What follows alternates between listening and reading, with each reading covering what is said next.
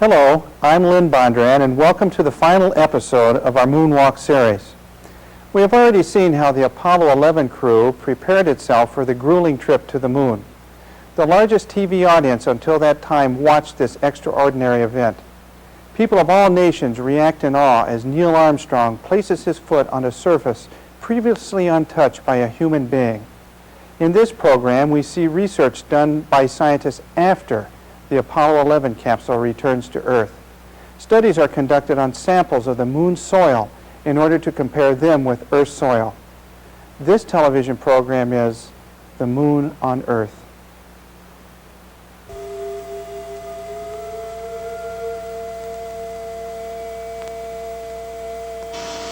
Alone, 45 miles above the moon's surface, Michael Collins completed an orbit every 2 hours. He listened to the progress of the moonwalk and awaited the moment when his companions on the surface would lift off to rendezvous with him.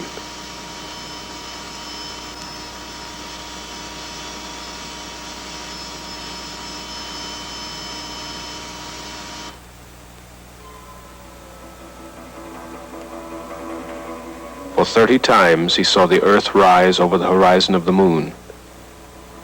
12,000 miles of twilight. A line that divides night from day for 3 billion people on spaceship Earth.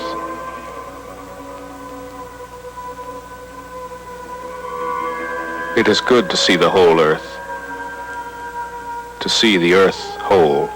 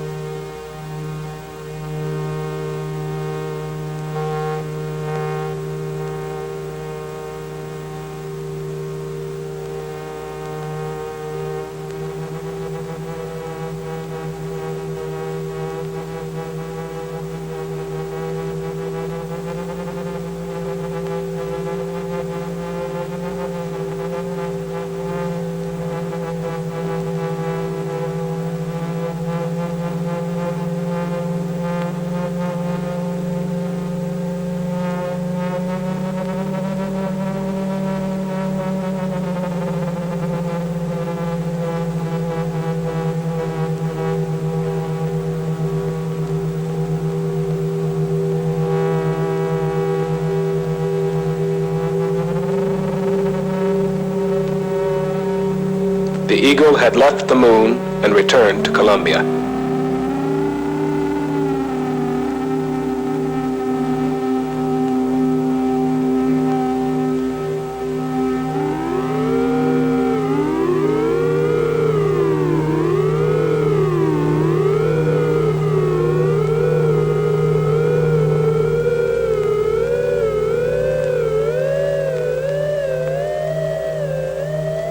Within this strange ship, 2 astronauts and a treasure.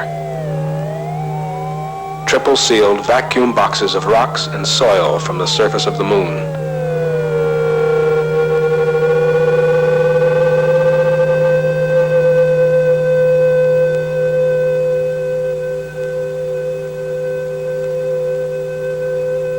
Locked within these rocks were secrets of the ages, to be studied and deciphered by the scientists of Earth. The age of the moon, the age of the sun, how the moon was formed.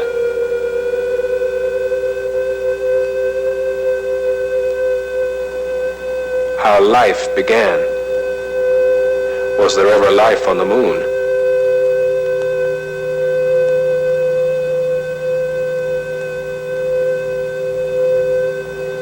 Was the moon once molten and volcanic, or has it always been cold and dead? Was it once part of the Earth? Or was it a wandering planet captured by the Earth eons ago?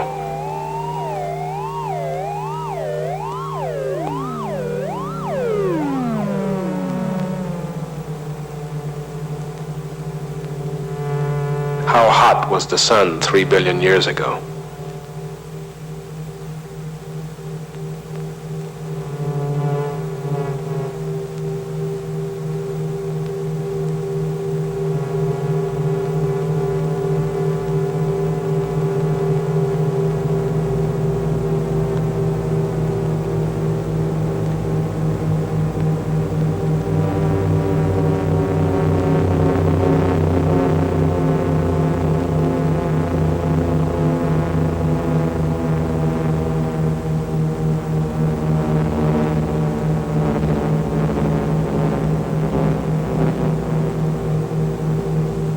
When Armstrong and Aldrin, with their precious load of moon rocks, had transferred to Columbia, the faithful Eagle, its task completed, could be cut adrift.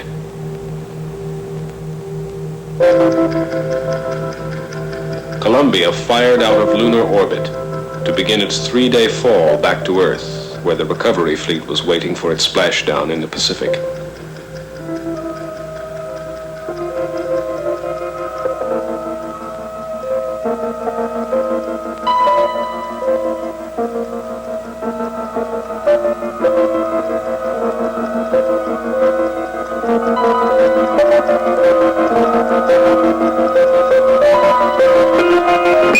Apollo 11, Houston, with a little recovery force information, over. Go ahead. Roger, the Hornet is on station, just far enough off the target point to keep from getting hit. Recovery 1, the choppers... July 24th, the Hornet was on station, and the President of the United States was aboard. Re-entry into the Earth's invisible atmosphere carries with it one of the most critical moments.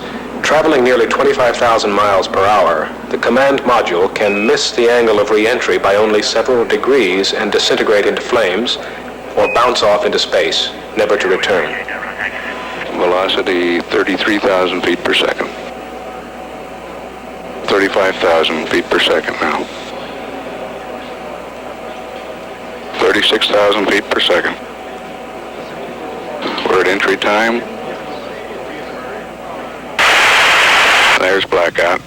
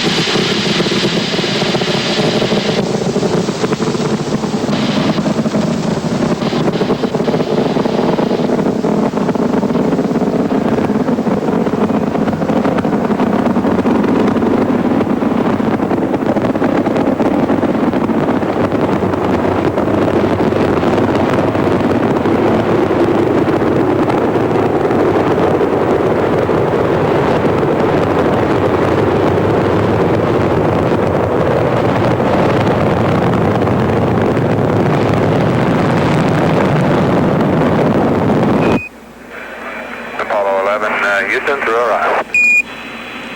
Apollo 11 Houston through arrival. Apollo 11 Houston through arrival 4. Hornet reports a sonic boom a short time ago. Apollo 11 Houston in the blind, Air Boss has a visual contact. Apollo 11 Houston through Orion, standing by. Over. Strokes.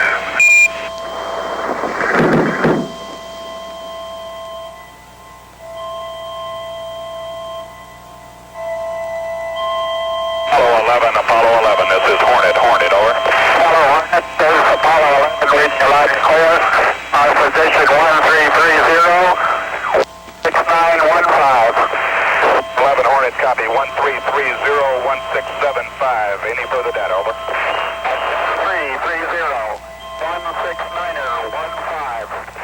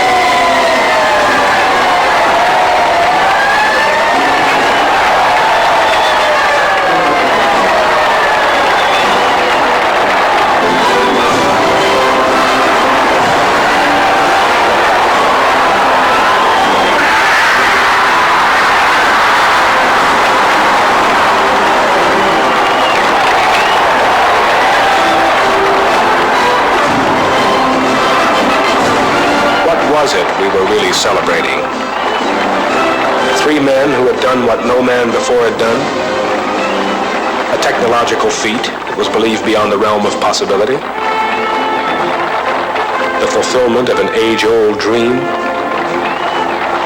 Were we celebrating simply because it had been a long time since we'd had anything to celebrate? Or was this something that touched an irrational, unthinking instinct in us all?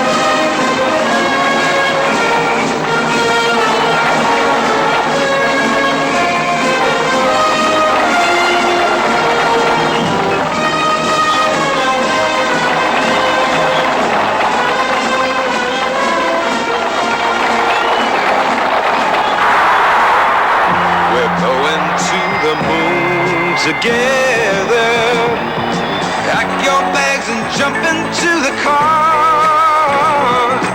Gonna take a trip to tell you where you are. Goodbye, mother,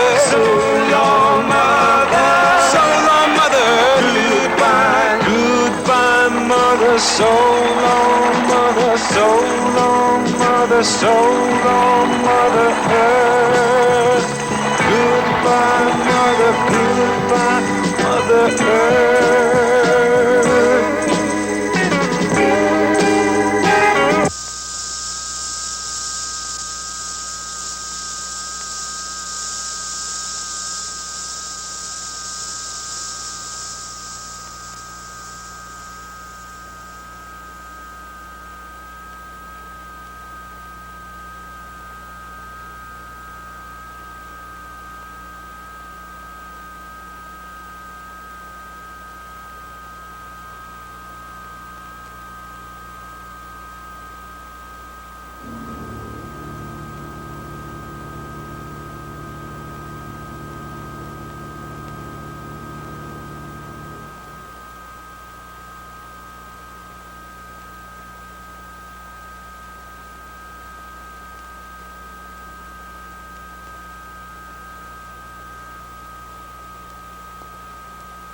The treasure of the ages.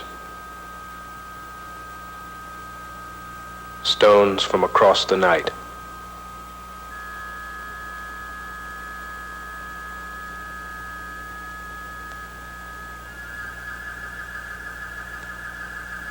Unrubbed by wind, unwashed by rain.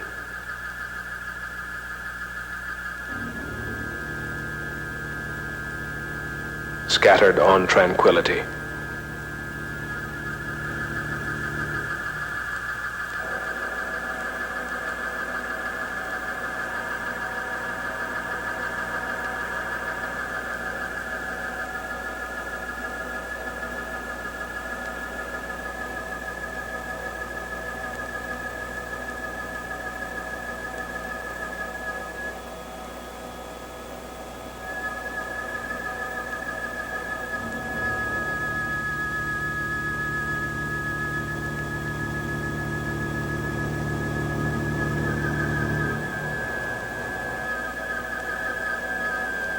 Bombarded by solar particles for billions of years, but unchanged in any other way, a moon rock is like a diary of the sun.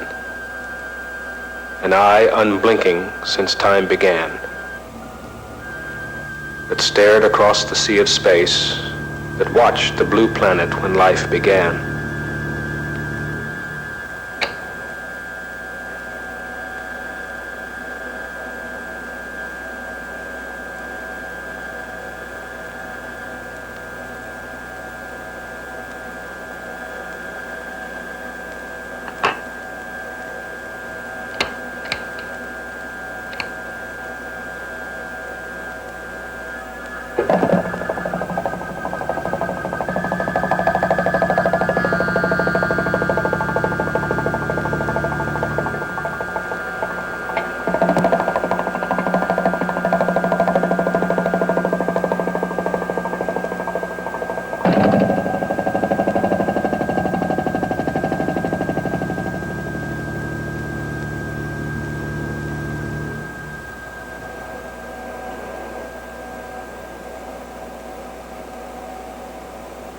Remembered in these rocks are ancient sunspots, solar flares, solar storms whose fiery arms reached out 1,000,000 miles.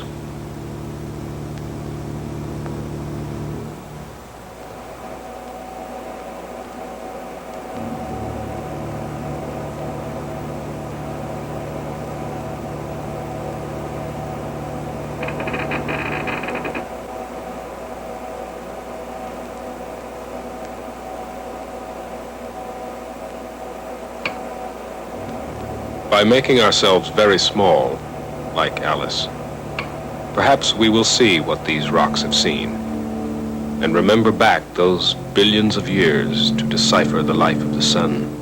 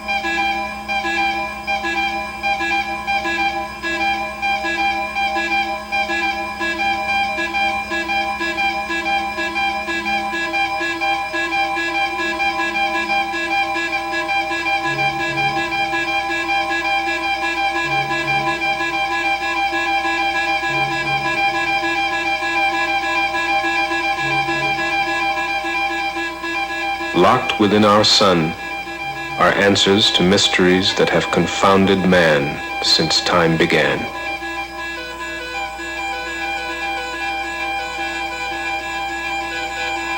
We have reached out with our telescopes. We have reached in with our microscopes, seeking.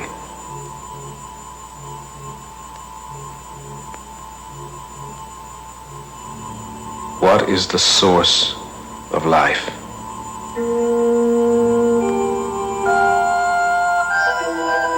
What combination of energies and elements brought it into existence? What is the relationship between the non-living and living things?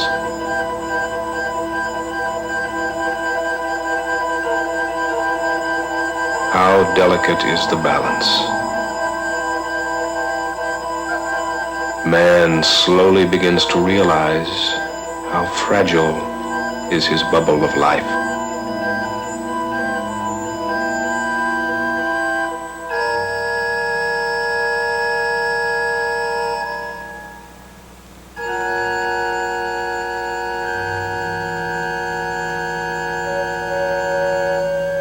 Ours is one sun, in a sea of suns more plentiful than all the grains of sand on all the shores of all the seas of planet Earth.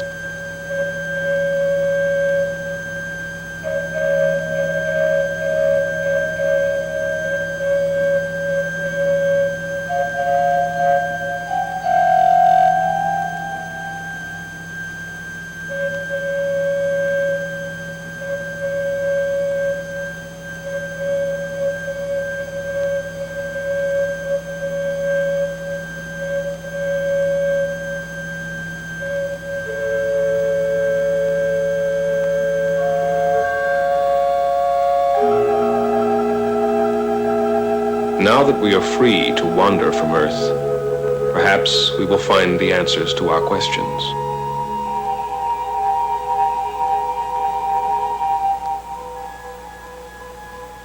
Someday we may know where we've come from, where we're going.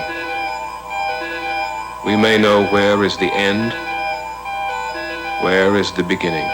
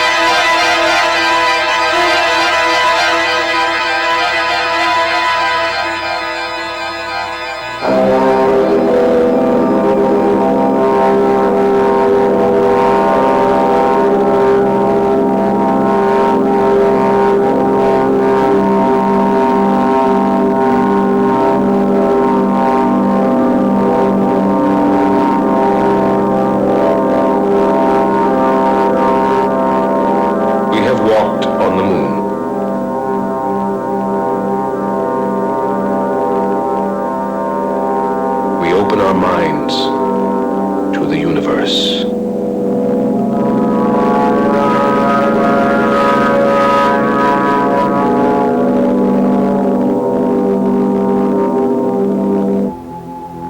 The moon's lack of life causes human beings to step back and ask, what makes Earth so different from other planets and satellites in the solar system? The Apollo 11 flight makes us realize that life's existence depends upon the resources of this planet. Much more is to be learned about the moon's harsh environment from following Apollo missions. The last flight will take place in December of 1972. Someday human beings will once again return to the moon, that time perhaps to establish a more permanent settlement. I'm Lynn Bondurant.